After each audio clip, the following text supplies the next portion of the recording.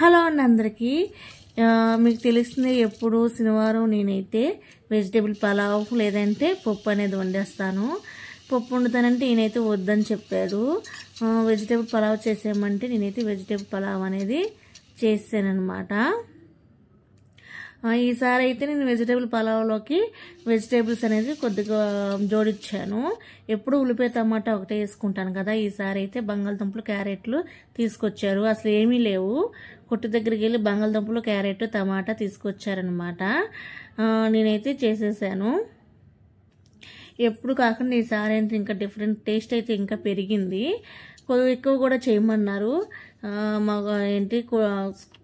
పనిలో కుర్రోళ్ళు తీసుకురమ్మని చెప్పారు. కొద్దిగా ఎక్కువ చేయమంటే నేను ఇంకా ఎక్కువ చేశానన్నమాట. వాళ్ళకి కూడాను తీసుకెళ్ళారు. నేనైతే దాంట్లో కాంబినేషన్గా రైతా అని చేసేస్తున్నాను. ఈ రైతా అని పెరుగు చట్నీకి రైతా అని పిలిచినందుకు మా బావ అయితే నాకు ఒక పేరు పెట్టాడనమాట. ఇప్పటికీ నన్ను ఏడిపిస్తూనే ఉంటాడు. వచ్చిందమ్మ రిచ్ గోల్ అని చెప్తాడు. నా పేరు రిచ్ గోల్ అంట. రైతా అని పిలిచినందుకు నాకు రిచ్ గోల్ అని పేరు పెట్టారు.